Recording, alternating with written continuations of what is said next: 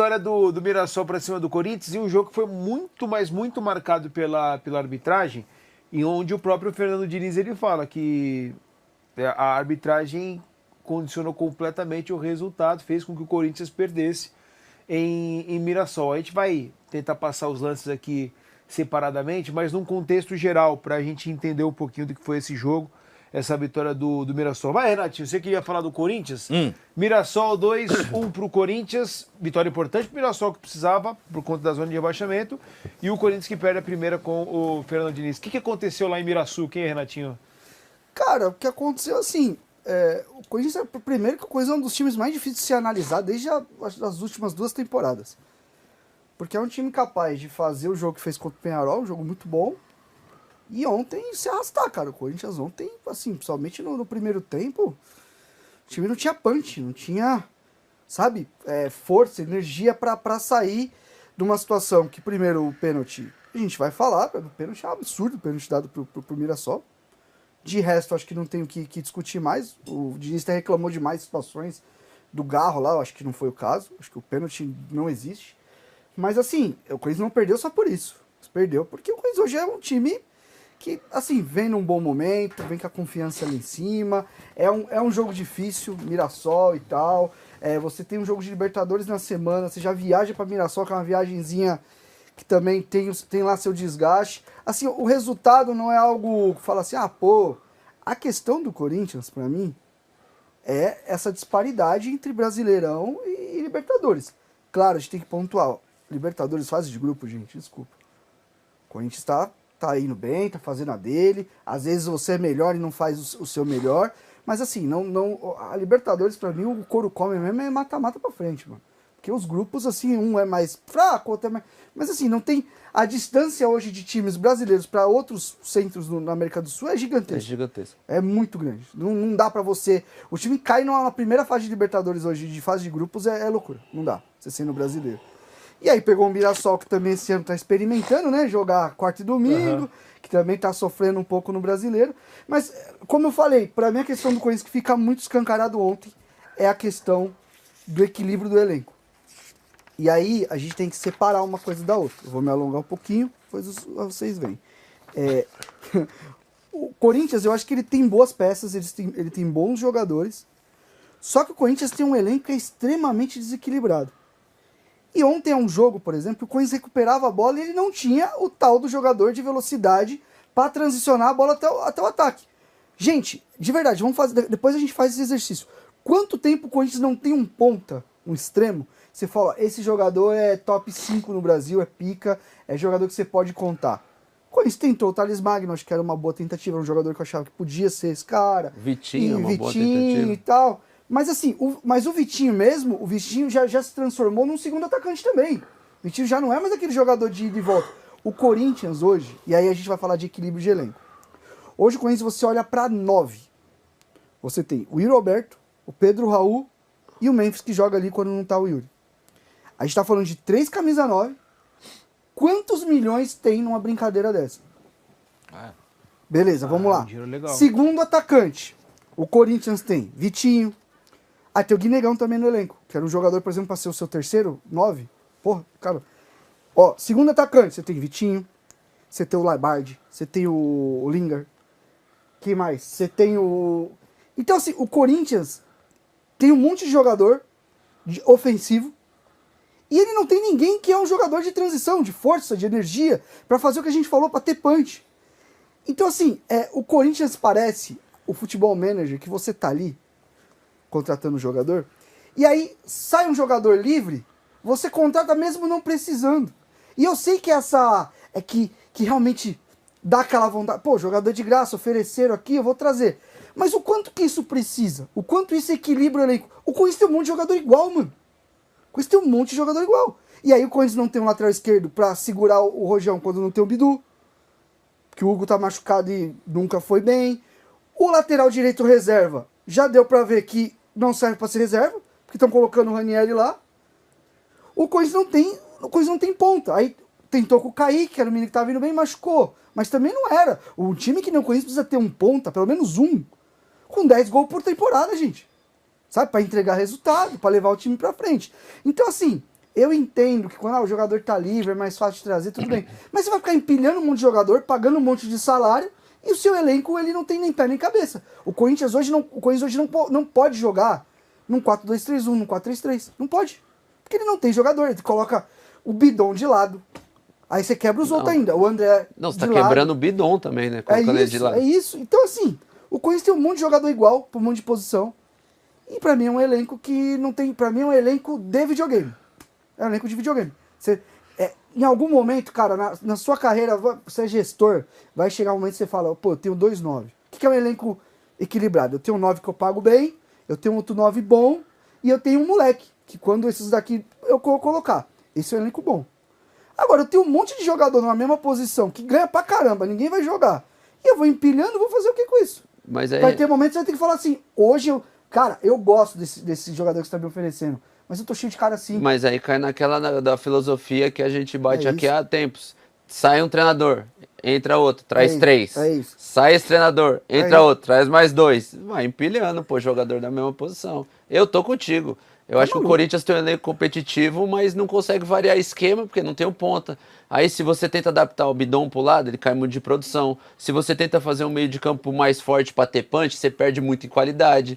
Se você dá qualidade pro meio campo, você perde em força. O ponto esquerda não funciona, muito dependente do facão do Yuri, profundidade. Eu acho que o Corinthians tá bem eu acho atrás. Que ontem, eu acho que concordo com o Renatinho, mas para além disso também, os outros que entraram, né? O Corinthians teve alguns desfalques ontem, não teve o Mateuzinho, puxou o Ranielli para jogar na direita. Mas como já não tinha o André, a dupla de volantes foi a dupla de volante reserva, né? O Alan e o Matheus Pereira. Aliás, o Matheus Pereira fez um jogo trágico ontem, né? Ele conseguiu errar tudo que precisava fazer, do meio pra frente, do meio pra trás, do meio pro meio, errou absolutamente tudo. E o André Ramalho também. Não é à toa que no último mês o André Ramalho tinha jogado um jogo contra o Barra fora de casa.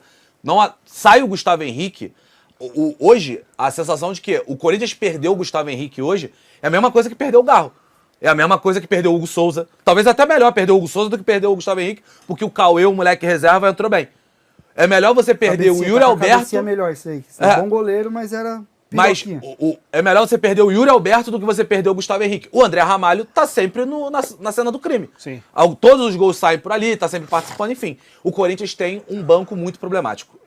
Além do ataque, tá? Acho que o Corinthians tem um banco extremamente problemático que não dá pra contar. O time titular, beleza, funciona, tem ali 12, 13 jogadores, mas o banco do Corinthians é um banco fraco hoje, olhando pra temporada como um todo. Vamos pras polêmicas, porque... Aliás, eu quero o Fernando corte dessa Diniz... parte que eu falei do elenco, tá, gente? Mete um colabão brabo. Vamos para as polêmicas, porque o Fernando Diniz, na coletiva, ele falou por diversas vezes da arbitragem, que, enfim, interferiu aí no Coitado desse resultado. Eu não sei se ele é ponta, se ele é meia. Vamos lá, produção, vamos colocar na tela aí o pênalti. Jogada do Carlos Eduardo para cima do Matheus Bidu. E aí, o senhor, você achou pênalti? Tem, de fato, o toque lá por cima do Bidu ou por baixo? Eu, na transmissão ontem, bem nesse momento, o Bidu ele pega o braço do menino e puxa, cara. Eu acho que o zoom fica um pouquinho mais claro. Ele dá um puxão. Aí eu acho que esse puxão é suficiente pra, tipo assim, não precisava ter caído desse jeito, que ele caiu, mas eu acho que o puxão é falta, mano. E falta na área é pênalti. Eu vejo que ele dá um puxão e solta na mesma hora, assim. Experiência dele, ele tenta ali, mas eu acho que esse puxão, ele tira o cara do lance, ele impede com que o cara prossiga. Talvez, se ele deixa o menino prosseguir, tinha 2, 3 caras ali, não ia dar em nada. Mas o fato dele ter dado puxão no braço, assim, ó, pra fazer ele girar, eu achei falta, cara. Como não tem penaltizinho e penaltizão, cara, falta dentro da área, pra mim foi pênalti.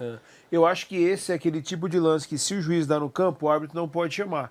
Se ele não dá também, eu acho que o VAR não pode chamar. Eu vou muito na interpretação ali. Por espaço é um contato que não tem nem o momento de você segurar. Não tem nem isso. É uma tentativa de puxar. Eu acho que com o braço esquerdo tem um toque ali do Bidu. Se é suficiente, não é? É aquilo que eu falei. Eu não marcaria esse pênalti. Não marcaria? Não marcaria esse pênalti. Aliás, eu jamais marcaria esse pênalti. O ponto é que eu gostaria, tenho defendido muito... Mas eu concordo com o Sim, que o Bidu Pirocou aí também. Tem a mano. parte embaixo, Pô, né, tem dois do cara, lance. Tem dois caras na cobertura, mano. Tem a parte embaixo do lance que o Carlos Eduardo, ele, inclusive a perna de trás do Carlos Eduardo dá um trança-pé. Cara, Gança.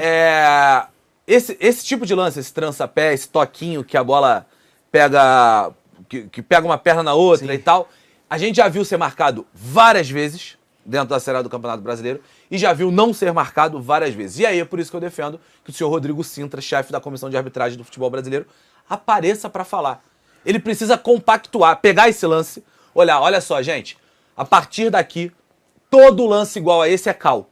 Todo lance igual a esse é cal. Se o árbitro não fizer, ele está equivocado. Porque não adianta. O Candanção ontem, que eu acho que fez uma arbitragem muito confusa, ele ainda tem esse lance que eu repito, pra mim, eu não marcaria esse pênalti de jeito nenhum. Mas a gente precisa entender se esse pênalti é uma ideia do Candanção, que ele tirou da cabeça, ou se é uma lógica da arbitragem, né? Do seu Rodrigo Sintra pra baixo. E aí é um negócio que eu tenho defendido. Ele precisa falar, mas não é falar igual live falava no passado. Porra, vou ligar a câmera aqui, botar no OBS, StreamYard e fazer. Não, precisa vir publicamente analisar os lances da rodada, porque ajuda a gente a entender. Eu sou a favor ao juiz da entrevista depois do jogo, tá? Botar ele pra dar entrevista. Eu acho que o Rodrigo Sintra é melhor. O chefe de arbitragem falar é melhor do que o próprio árbitro. Só um detalhezinho, desculpa, Wallace, quando você falava, que chamou a atenção, o Candanção, ele faz o gesto ali do braço. Né? Ele falou meio que assim, ó, o Bidu veio por trás. Agora dá pra ver. Ele me parece não ver. Agora, ó. Ele me parece não ver um tá toque vendo? embaixo. Ele fala do puxão. Então, assim... Puxão menos ainda. Então, mas, cara, é difícil. A gente analisa, embora seja também na velocidade normal, o cara tá ali muito próximo. Por isso que, pra mim, é aquele tipo de lance que se você marca, o árbitro o VAR não tem que chamar pra corrigir. E se você não marca, o árbitro também não tem que chamar. O VAR não tem que chamar pra corrigir. Eu acho que, num geral, eu não daria. Para mim, eu não gosto muito desse pênalti, que é uma parada de uma disputa por espaço ali. Eu não gosto muito desse pênalti. Mas ele já tá na frente do Bidu. Não, tudo bem, mas eu não acho um absurdo. Eu não acho que tem, por exemplo, falar que o Candanção errou nesse lance, para mim não é certo.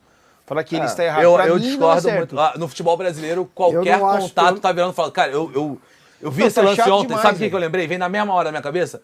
Haaland e Gabriel Magalhães no Arsenal City. Os caras gostam de tirar a roupa. Porra, cara. Mas ali, eu acho que ali também se passa um pouco também. Não, mas eu acho que pode se passar um pouco. Mas isso aqui é um toque mínimo que vira pênalti. Eu não acho um escárnio. E a semana? A gente viu o PSG e Bayern. Teve trocentos desse dentro da área. Puxa pra lá, vem pra cá. Futebol é um esporte de contato, pô.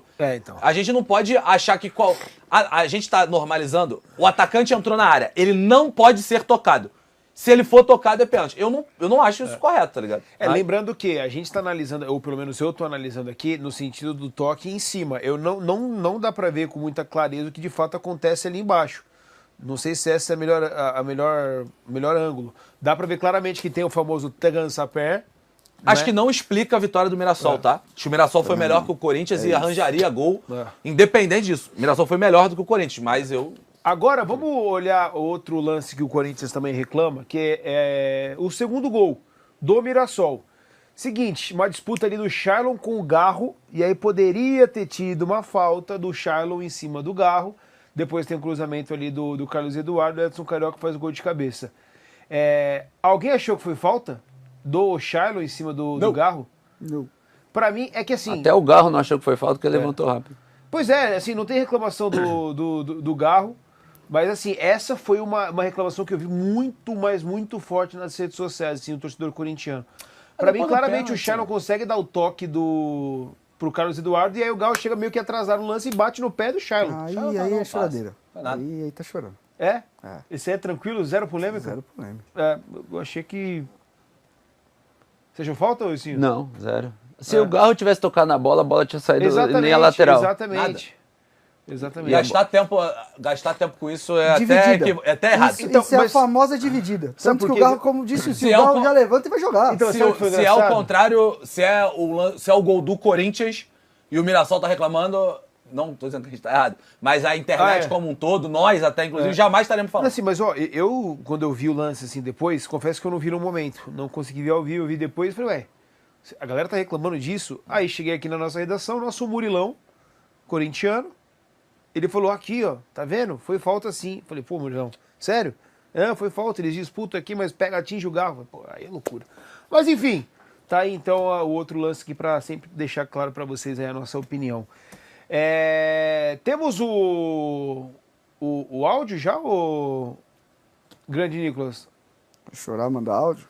Vai rodar agora? Então vai. Então bota aí pra gente Solta escutar o som aí, DJ. áudio da expulsão do Edson Carioca, tá? Que foi com 3 minutos, ele mostrou o vermelho, depois foi pro VAR e tirou o vermelho. Vamos escutar. Falta. 95. E vamos ver. Amarelo, velho? Calma, se Tem a grua de frente. o corpo dele me Tema de frente Se também. pegou o corpo dele, eu não consegui ver o ponto de contato. Ok, ponto de contato é perna por Aonde conta pegou a da bola? deles, tá? Aberto no normal. Tem a grua aqui. Cartão Ele vermelho, aplicou o tá? cartão vermelho. Eu não trava a perna no tornozelo.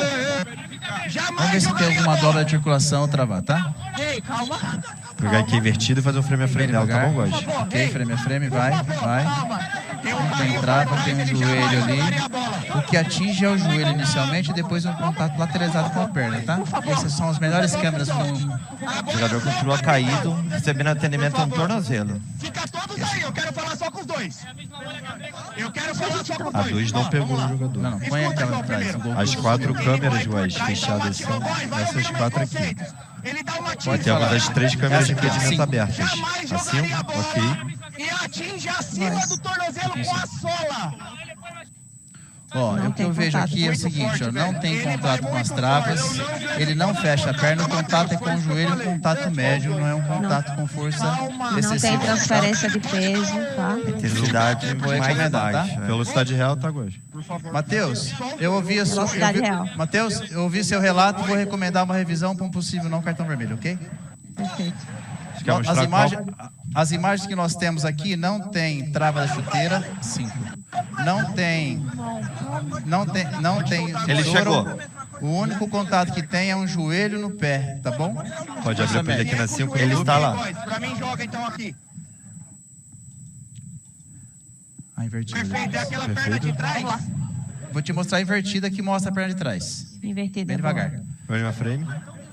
Frame a frame, ó. Esse é o contato. Ok, boys, ok. Por Para último, nessa velocidade pergunta. normal, tá? O contato não é com a sola, o contato é com o joelho. coxa. E por Para. isso é uma ação temerária, ok? Eu vou trocar a decisão de cartão vermelho para cartão amarelo para o número Para o 95 velocidade por ação normal. temerária, certo? Cabeça boa. Ouvi a sua decisão, Matheus.